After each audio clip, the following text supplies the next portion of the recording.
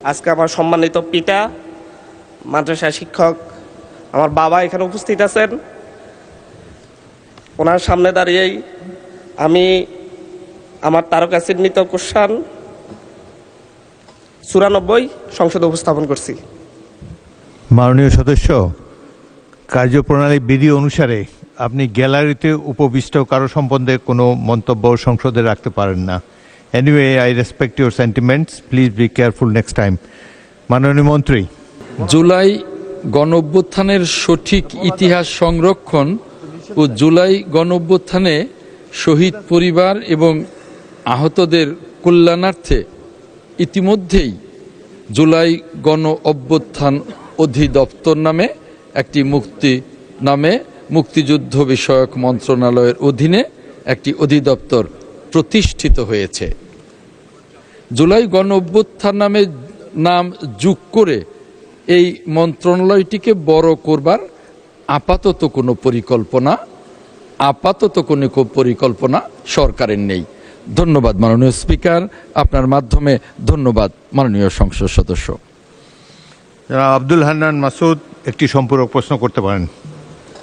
মাননীয় স্পিকার, জুলাই গণ অভ্যুত্থান অধিদপ্তর নামে একটা অধিদপ্তর হয়েছে ঠিকই, কিন্তু সেই জায়গা থেকে জুলাই গণ অভ্যুত্থানে যারা আহত হয়েছে, যারা শহীদ আছে, শহীদ পরিবাররা ঠিক মতো সেখান থেকে সেবা পাচ্ছেন না বলে বিভিন্ন পর্যায়ে অভিযোগ রয়েছেন। এমনকি সেখানে গেলে তাদের সাথে খারাপ ব্যবহার করারও বিভিন্ন অভিযোগ আমাদের কাছে আসে।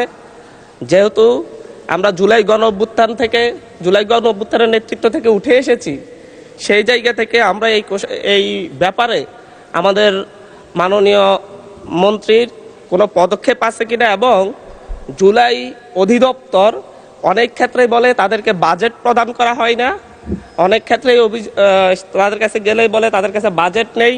জুলাইয়ে যারা অংশগ্রহণ করেছে, জুলাই যোদ্ধা এবং শহীদ পরিবারের জন্য যে বাজেট সরকার দিয়েছে সেটা দেওয়ার মতো এই বাজেটগুলো নিয়মিত দেওয়া হবে কিনা, কী পরিমাণ বাজেট দেওয়া হবে, এবং সেই জায়গায় যে হয়রানির কথা আমরা শুনতে পাচ্ছি, জানতেছি, এই ব্যাপারে কোনো পদক্ষেপ নেওয়া হবে কিনা। মাননীয় মন্ত্রী। ধন্যবাদ মাননীয় স্পিকার, আপনার মাধ্যমে মাননীয় সংসদ সদস্যকে ধন্যবাদ জানাচ্ছি। আপনার মাধ্যমে মাননীয় সংসদ সদস্যকে জানাতে চাই, আমাদের সরকার মাননীয় প্রধানমন্ত্রী জনাব তারেক রহমানের সরকার মাত্র 2 মাসও এখনো হয়নি।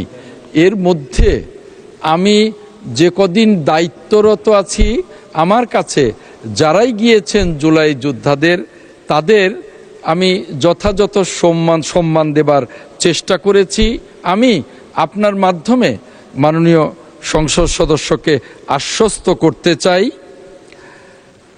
জুলাই যোদ্ধাদের যে সমস্ত সমস্যাগুলো আছে সেই সমস্যাগুলো সমাধানে মুক্তিযুদ্ধ মন্ত্রণালয় বা এই অধিদপ্তর যথাযথ কাজ করবে, এবং তার জন্যে যা যা করা দরকার তা করা হবে বলে আমি মাননীয় স্পিকার আপনার মাধ্যমে সম্মানিত সংসদ সদস্যকে আশ্বস্ত করছি।